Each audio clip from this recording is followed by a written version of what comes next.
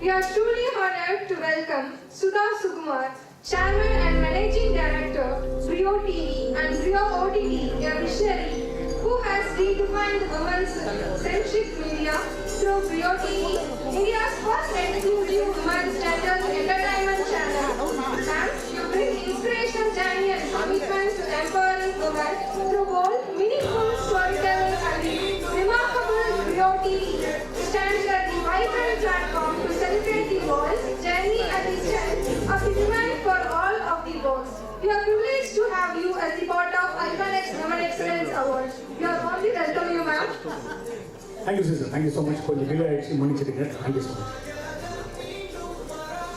Good evening, all. Happy to see you all. ரொம்ப சந்தோஷமா இருக்கு இந்த கேலரியை பார்க்கறதுக்கு. I would like to thank Pariyu brother என்னை இந்த ஈவெண்ட்டுக்கு இன்வைட் பண்ணியிருக்கு. நிறைய அச்சீவர்ஸை பார்க்கும்போது ரொம்ப ஹாப்பியாக இருக்குது. அது உமன் அச்சீவர்ஸ் பார்க்குறதுக்கு ரொம்ப ரொம்ப ஹாப்பியாக இருக்குது. ஒரு ஃபேமிலியை பார்க்குற மாதிரி ஒரு ஃபீலிங் கொடுக்குது.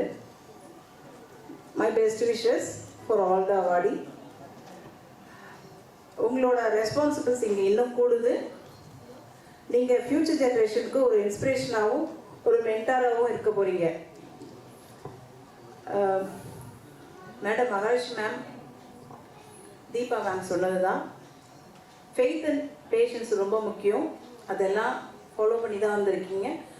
அதையும் தாண்டி இன்னும் உங்கள் ஜேர்னி வந்து கண்டினியூ ஆகணும்னா கன்சிஸ்டன்சி ரொம்ப முக்கியம். கன்சிஸ்டன்சி இல்லைன்னா அந்த இடத்துல தான் ஸ்டாப் ஆகிடுவோம்.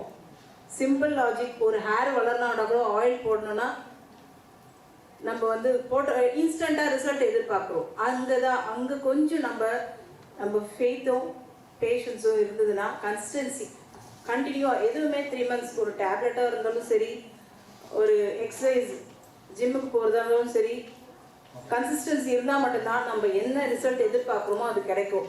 ஸோ ப்ளீஸ் கன்சிஸ்டன்சியோட ஒர்க் பண்ணுங்கள். My best wishes to all. Thank you. Madam வந்து நிறைய சாதனைகள் பண்ணியிருக்காங்க. பேசுறது ஆனால் பாருங்கள் எவ்வளோ கம்மியாக பேசியிருக்காங்க. கன்சிஸ்டன்சி அப்படின்ற ஒரு வார்த்தையை மட்டும் இவங்க ரியல் லைஃப்லேயே வந்து நான் பார்த்துருக்கேன்.